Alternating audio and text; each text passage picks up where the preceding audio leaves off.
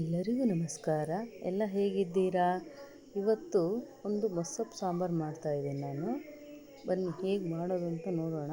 ಸೊಪ್ಪು, ತರಕಾರಿ, ಬೇಳೆ ಎಲ್ಲ ಹಾಕಿಬಿಟ್ಟು ಮೊಸಪ್ಪು ಮಾಡ್ತಾಯಿದ್ದೀನಿ. ತುಂಬ ಚೆನ್ನಾಗಿರುತ್ತೆ. ಬನ್ನಿ ಮಾಡೋಣ. ಒಂದು ಕುಕ್ಕರ್ ಇಟ್ಕೊಂಡ್ಬಿಟ್ಟು ಕುಕ್ಕರಲ್ಲಿ ಮೊದಲಿಗೆ ಚೆನ್ನಾಗಿ ತೊಳೆದ್ಬಿಟ್ಟು ಬಸಿ ಹಾಕೊಂಡಿರೋ ತೊಗರಿಬೇಳೆ ಹಾಕ್ಕೊತಿದ್ದೀನಿ.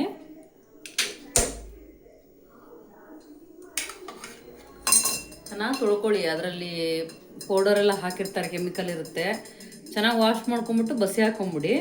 ಆಮೇಲೆ ಹಸಿಮೆಣಸಿನಕಾಯಿ, ಈರುಳ್ಳಿ, ಟೊಮೊಟೊ. ಇದಕ್ಕೆ ಸ್ವಲ್ಪ ಟೊಮೊಟೊ ಜಾಸ್ತಿ ಬೇಕಾಗುತ್ತೆ. ನಿಮ್ಗೆ ಎಷ್ಟು ಬೇಕೋ ಅಷ್ಟು ಹಾಕ್ಕೊಳ್ಳಿ ರುಚಿಗೆ. ಎಲ್ಲದನ್ನು ಒಂದೇ ಸಲ ಹಾಕ್ಕೋಬೇಕು ಕುಕ್ಕರಲ್ಲಿ.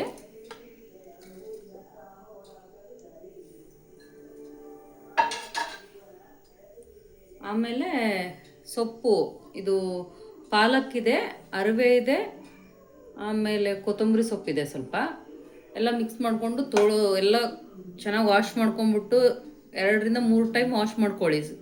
ಮಣ್ಣಿರುತ್ತೆ ಸೊಪ್ಪಲ್ಲಿ. ಆಮೇಲೆ ಇದನ್ನು ಚೆನ್ನಾಗಿ ಬಸಿ ಹಾಕ್ಕೊಂಡಿದ್ದೀನಿ. ಕಟ್ ಮಾಡಿ ಬಸಿ ಹಾಕ್ಕೊಂಡಿದ್ದೀನಿ. ಸೊಪ್ಪನ್ನ ತೊಳೆದ್ಬಿಟ್ಟೆ ಕಟ್ ಮಾಡ್ಕೊಳ್ಳಿ.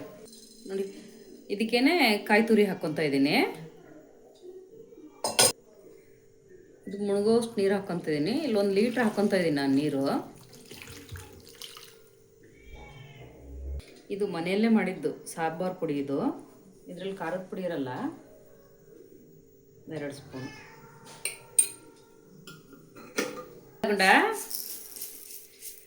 ಸೊಪ್ಪಿನ ಸಾರಿಗೆ ಸ್ವಲ್ಪ ಮೆಂತ್ಯಕಾಳು ಹಾಕ್ಕೊಳ್ರಿ, ಚೆನ್ನಾಗಿರುತ್ತೆ.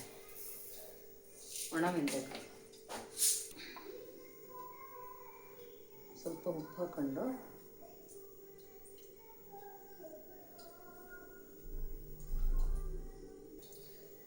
ಜೀರಿಗೆ ಹಾಕ್ಕೊತೀನಿ. ಗ್ಯಾಸ್ಟ್ರಿಕ್ ಏನೂ ಆಗಲ್ಲ ಅಂತಿದೆ ಬೇಡಿಗೆ. ಅರಿಶಿನದ ಪುಡಿ,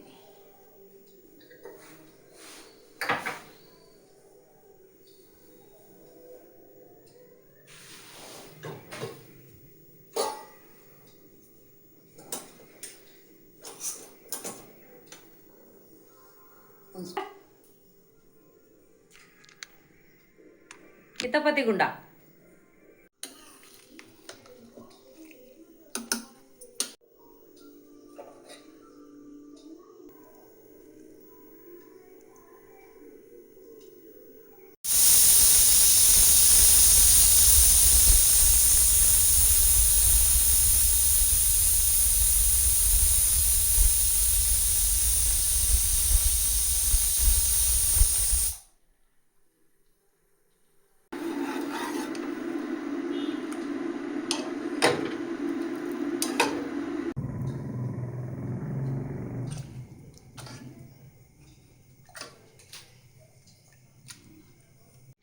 ಪಾತ್ರೆಗೆ ಎಣ್ಣೆ ಕಾಯಕ್ಕಿಟ್ಟಿದ್ದೀನಿ. ಜೀರಿಗೆ, ಸಾಸಿವೆ ಹಾಕ್ತಾಯಿದ್ದೀನಿ.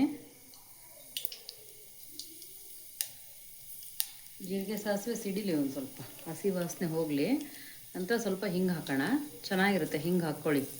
ಗ್ಯಾಸ್ಟ್ರಿಕ್ ಆ ಥರ ಏನೂ ಆಗಲ್ಲ, ಜೀರ್ಣ ಅಲ್ಲ.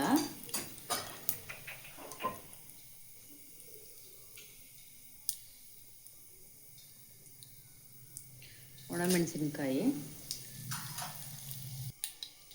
ಕರಿಬೇವಿನ ಸೊಪ್ಪನ್ನ ಈಗ ಕೈಯಲ್ಲಿ ಮುರಿದು ಹಾಕೊಂಡ್ರೆ ಘಮ ಚೆನ್ನಾಗಿರುತ್ತೆ.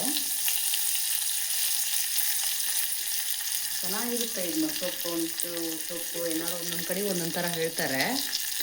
ಹೆಲ್ತಿಯಾಗಿರುತ್ತೆ, ತುಂಬ ಒಳ್ಳೆಯದು. ಸೊಪ್ಪೆಲ್ಲ ಜಾಸ್ತಿ ಹಾಕಿರ್ತೀವಿ, ಪ್ರೋಟೀನ್ ಇರುತ್ತೆ, ಬೇಳೆ ಇರುತ್ತೆ, ಒಳ್ಳೆಯದು. ಮಾಡಿಕೊಂಡು ವಾರದಲ್ಲಿ 2-3 ದಿನ ಇದ್ರೂ ಮಾಡ್ಕೊಂಡು ತಿನ್ಬೋದು. ತುಂಬ ಚೆನ್ನಾಗಿರುತ್ತೆ. ಅಷ್ಟೇ, ಒಗ್ಗರಣೆ ಹಾಕ್ಕೊಂಡು ಒಗ್ಗರಣೆ ಅದಕ್ಕೆ ಸುರಿದ್ರೆ ಸಾಂಬಾರು ರೆಡಿ.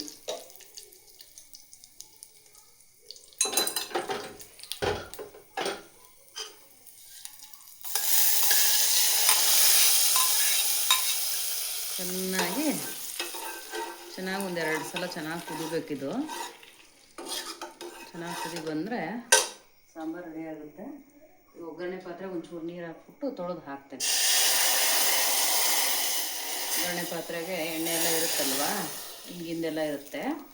ಇದಕ್ಕೆ ನೀರು ಜಾಸ್ತಿ ಬೇಕಾಗಲ್ಲ. ಇದು ಗಟ್ಟಿ ಇದ್ರೇ ಚೆನ್ನಾಗಿರುತ್ತೆ. ಇದು ಇಡ್ಲಿ, ದೋಸೆ, ಚಪಾತಿ ಅನ್ನ, ಮುದ್ದೆ ಎಲ್ಲದಕ್ಕೂ ಕಾಂಬಿನೇಷನ್ ಆಗುತ್ತೆ ಇದು. ಇದೊಂದು ಸಾಂಬಾರು ಇದ್ದರೆ 2 ದಿನ ಆದ್ರೂ ಏನಾದ್ರೂ ಇದಕ್ಕೆ ಜೊತೆಗೆ ಮಾಡ್ಕೊಂಡು ತಿನ್ಬೋದು. ಅನ್ನಕ್ಕಂದ್ರೂ ತುಂಬ ಚೆನ್ನಾಗಿರುತ್ತೆ, ಚಪಾತಿಗೆ ಚೆನ್ನಾಗಿರುತ್ತೆ, ಜೋಳದ ರೊಟ್ಟಿ, ಇಡ್ಲಿ, ದೋಸೆ ಎಲ್ಲದಕ್ಕೂ ತಿನ್ಬೋದು.